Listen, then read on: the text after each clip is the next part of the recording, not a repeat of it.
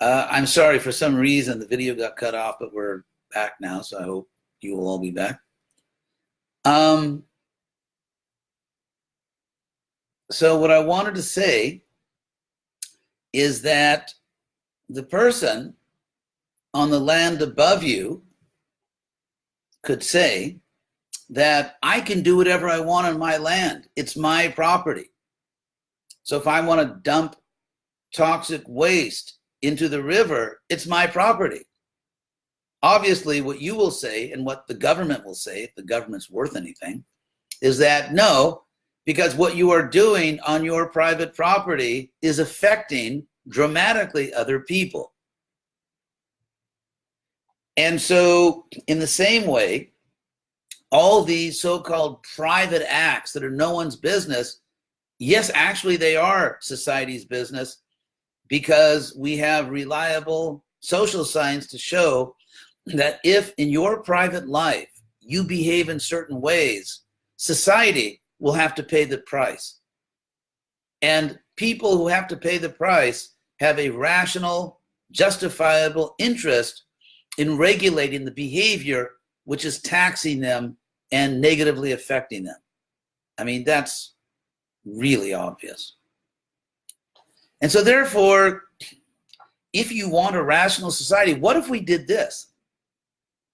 What if we used the best science we have, social science, psychology, sociology, and we try to create a society which maximizes human flourishing? It doesn't mean we have no freedom, but we don't have the freedom to cause harm to others.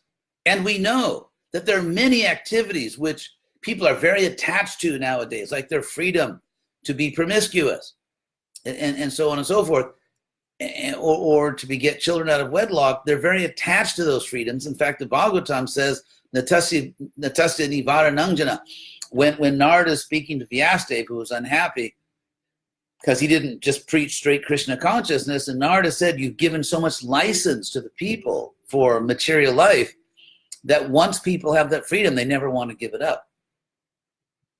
So it's a problem, because people now think they have a right to a certain level of freedom, even if their exercise of that freedom is causing significant harm to other people, who therefore, by logic, have a legitimate, justifiable right to regulate through society, through societal institutions, to regulate that harmful behavior. As much as if you walk down the street shooting people or robbing people. I mean, if you walk down the street stealing people's wallets, you'll be arrested. But you can steal people's money by your irresponsible lifestyle, which ultimately we have reliable social science statistics that ultimately society is going to have to pay for all of your nonsense. So you're stealing from people. So it's interesting, because on the left, you tend to have this idea of socialism. But the left tends to look at socialism only in the sense of, taking from the rich to give to the poor. Okay, I won't get into that whole debate now. I know the positions on both sides. I think sort of the libertarian people on the strong right-wing view that everyone, let me put it this way. My view is that people have a right to acquire wealth, but they also have a responsibility to help others in need. And so somehow those two things have to be balanced. But in any case, we have the power to nowadays to use social science to try to create laws and you could say ethical principles which scientifically are good for everyone. And one of the reasons we can't do that, there's two main reasons we can't do that, and society remains irrational and in some ways chaotic. On the right, the reason is because people on the right are very attached to their freedom to acquire wealth, do whatever they want. They don't want to be restricted. The government, they want small government no matter what the consequences. Except when Republican presidents get in office, they usually spend more even than Democrats, although they get elected by saying they want small government. So on the right, they want this they want the freedom to engage in predatory capitalism, so they don't want any restriction. And on the left, people tend to be very attached to a type of exaggerated individualism, which also, just like on the right, neglects social interest.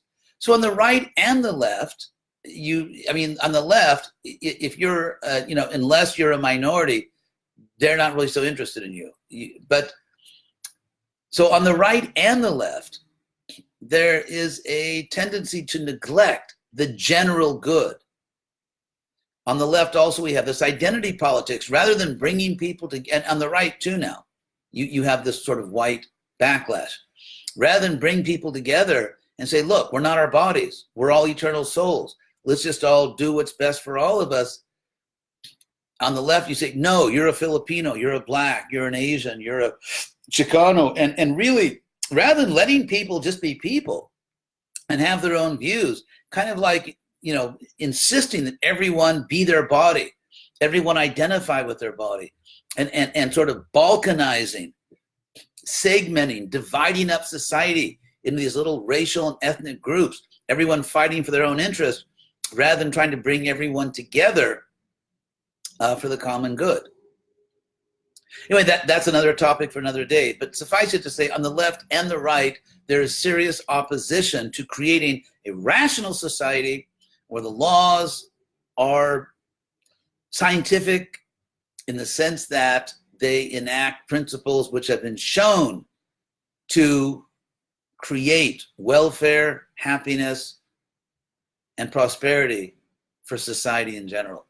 So in Krishna consciousness, we're in the middle of all this, and we have to try to explain ourselves. So I hope what I said may help you in your attempt to explain Krishna consciousness to the world. So thank you very much. Oh, tomorrow I'm flying to Australia tomorrow night, Krishna willing, if it's Krishna's will, 10:15 tomorrow evening on Qantas Airlines. I'm flying to Brisbane, and I expect to spend up to a couple months in Australia. I also plan to visit New Zealand. There's a lot of great devotees down there. These are beautiful countries, and I'm very much looking forward to my trip. And I plan to continue broadcasting the HDG news there. Of course, when I do, you may see that I'm upside down because I'm in the Southern Hemisphere. But anyway, thank you all very much for listening, and hope to see you very soon.